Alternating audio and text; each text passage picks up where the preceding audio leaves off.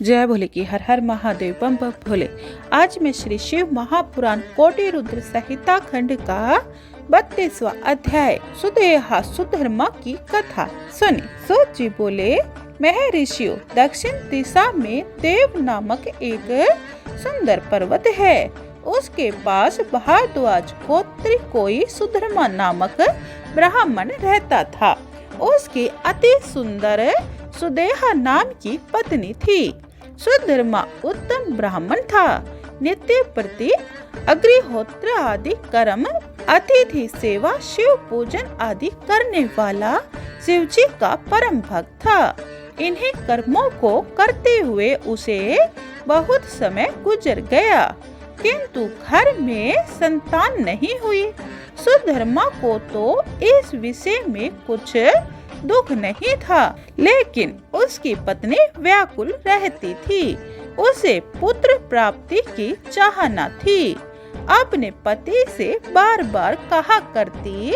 उसके परम ज्ञानी पति ने कहा, कल्याणी, पुत्र प्राप्ति से क्या लाभ? सभी संबंधी स्वार्थी होते हैं। माता पिता मित्र आदि सबको हमने देख लिया। इस प्रकार समझाकर कभी कभी फटकार भी देते।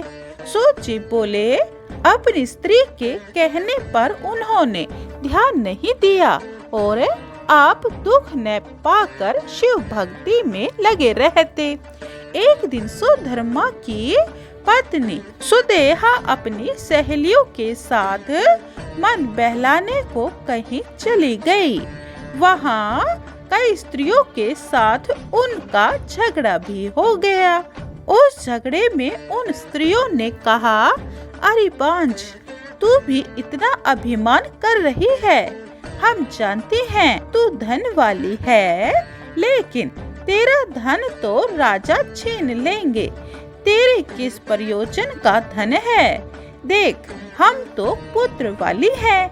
हमारा धन तो पुत्रों के उपयोग में आ जाएगा।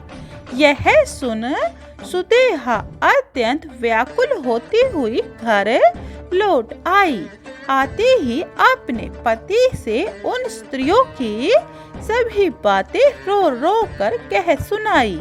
सुनकर सुधर्मा दुखी न हुए, बल्कि अपनी स्त्री को धैर्य देते हुए बोले, हे प्रिय, जो कुछ होना है वह तो अवश्य होगा। उसमें व्याकुल नहीं होना चाहिए।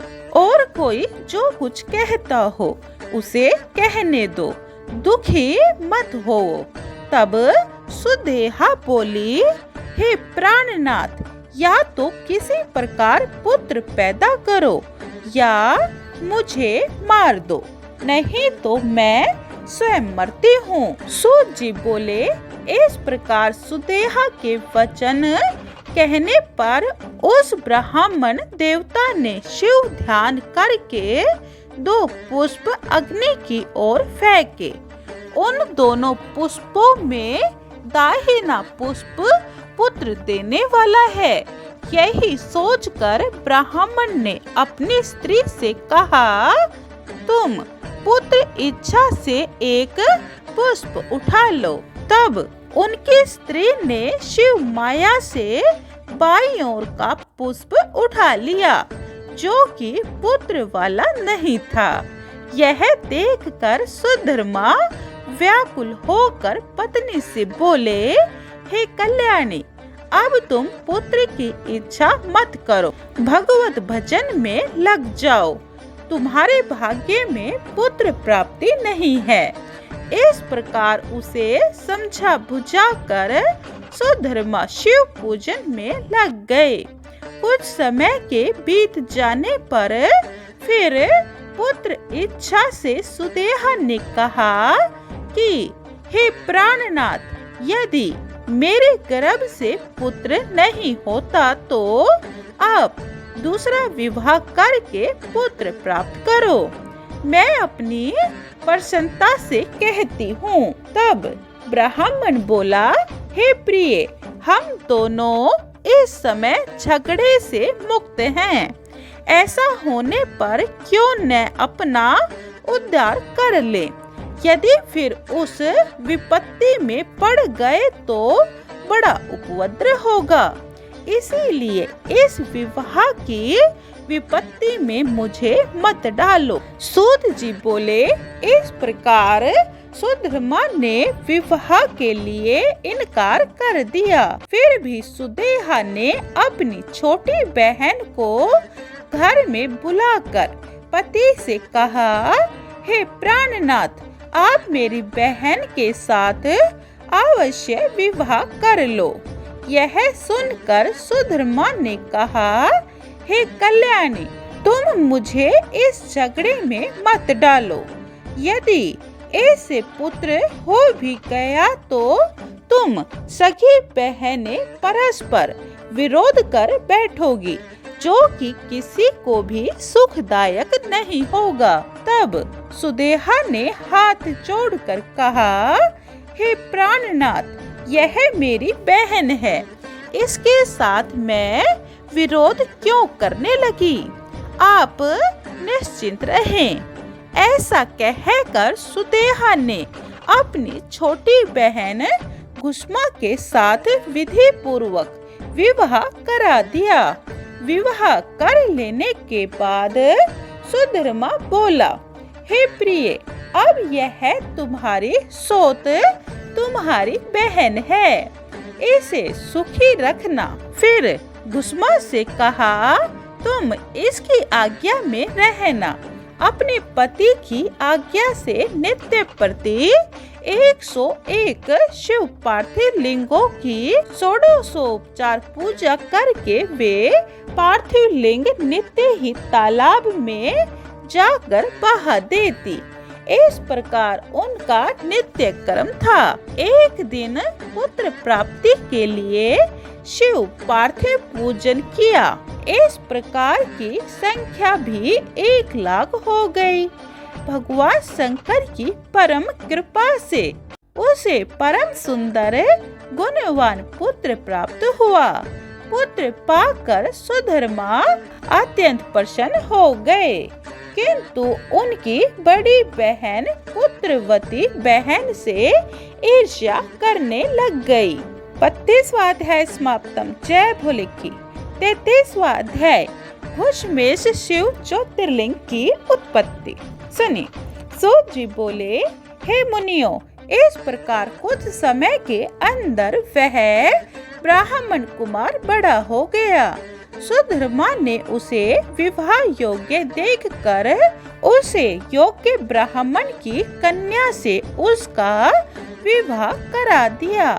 फिर घुष्मा ने अपने पुत्र तथा पुत्र वधू को ले जाकर अपनी बहन के चरणों में डालकर कहा, ये आपका पुत्र है और ये आपकी पुत्र वधू है। यह कहकर अपने पुत्र एवं पुत्र वधू से भी कहा, हे पुत्री, वह तुम्हारी माता है, इनकी सेवा करना तुम्हारा काम है। इस प्रकार उन दोनों को समझाया कि फिर वे दोनों ही सुदेहा की आज्ञा में तत्पर हो गए, किंतु सुदेहा की ईर्ष्या बढ़ती ही गई। उसका व्यवहार भी वैसा ही हो गया। एक दिन उसने विचार किया कि मेरा यह दुख तभी शांत होगा जब घुष्मा की आंखों से पुत्र के मर जाने पर जल की धाराएं बहेंगी। अब मुझे यही उपाय करना चाहिए। सूत जी बोले, कुटिल पुरुषों की शत्रुता के वश में आकर बुरे भले का भी विचार नहीं रहता।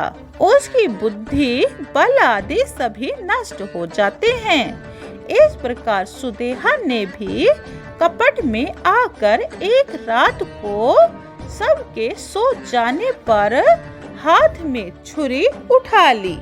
उस सोते हुए पुत्र को जाकर उसको मार दिया। फिर उसके टुकड़े टुकड़े करके रातों रात उसे तालाब में जाकर डाल दिया, जिसमें घुष्मा नित्य ही शिव पार्थिव लिंग बहा करती थी। वह सब करा कर घर में आकर सो गई। प्रातः काल हुआ तो खुशमा सोकर उठी, अपने नित्य के कामों में लग गई। सुदेहा भी उठकर अपने काम में लग गई। फिर पुत्र वधू उठी। उसने काठ पर रुधिर एवं शरीर के कुछ कटे टुकड़े देखे तो उसके होश न रहे।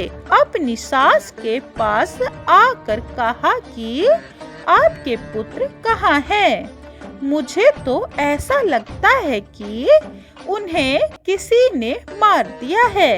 यह कहकर वह बड़े जोर से रोने लग गई। खुशमा के सिर पर तो मानो पहाड़ ही आ गया हो।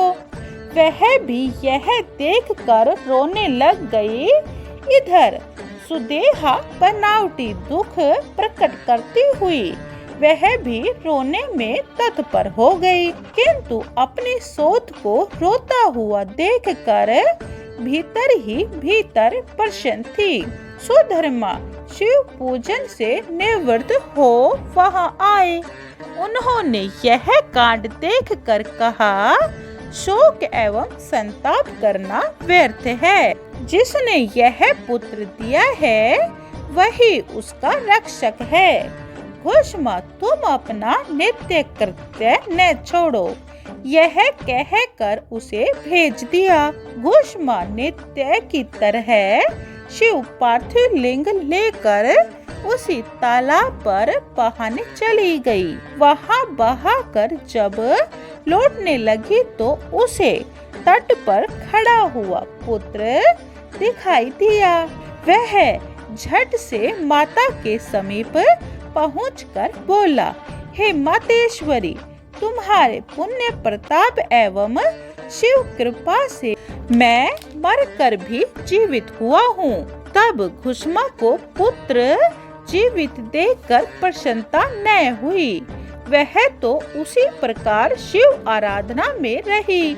उसी समय उनकी परम भक्ति से प्रसन्न होकर ज्योति स्वरूप शिव प्रत्यक्ष हो गए और इस प्रकार बोले, हे खुशमे, तेरे इस पुत्र को सुदेहा ने मार दिया था।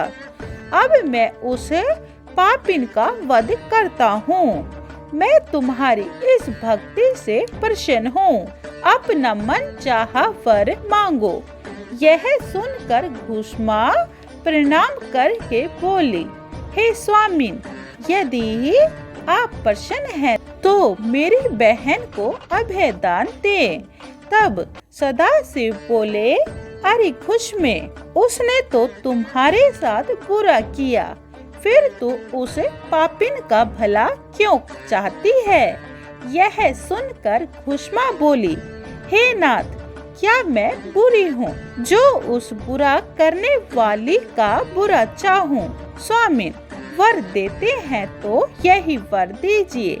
सदाशिव प्रसन्न होते हुए बोले, अच्छा, ऐसा ही होगा। और भी मन चाहा वर मांग सकती हो। तब खुशमा बोली, हे स्वामिन, यदि ऐसा है तो आप लोगों के कल्याण एवं पालन के लिए यहाँ विराजमान हो जाएं। यही मेरी प्रार्थना है। यह सुनकर भगवान बोले, घुष्मे, मैं घुष्मेश नाम से ज्योतिर्लिंग रूप होकर यहाँ निवास करूँगा। यह तालाब लिंग स्थल हो जाएगा। यह त्रिलोकी में शिवालय नाम से प्रसिद्ध होगा तथा दर्शनार्थियों के सभी मनोरथ इसके द्वारा परिपूर्ण होंगे। सूत जी बोले, इस प्रकार सदाशिव वहाँ सदा के लिए स्थिर हो गए। इतने में सुदेहा सुधर्मा वहाँ पहुँचे। तब सब ने मिलकर 101 परिक्रमा किया। शिव पूजन करके सबका परस्पर प्रेम हो गया। घर में जाकर सुख पूर्वक रहने लगे। सूत जी बोले, मुनियों, इस प्रकार हमने आप लोगों को 12 शिव ज्योतिर्लिंग की अद्भुत कथाएं सुना दी है। 33वां अध्याय समाप्तम। जय भोले की। 34वां अध्याय विष्णु भगवान को सुदर्शन चक्र की प्राप्ति। यह आप अगली वीडियो में सुने। जय भोले की। हर हर महादेव। बम बम भोले। अगर आपको शिव महापुराण पूरी सुननी है तो यह चैनल सब्सक्राइब कर ले और कमेंट में जय भोले की लिखें। जय भोले की।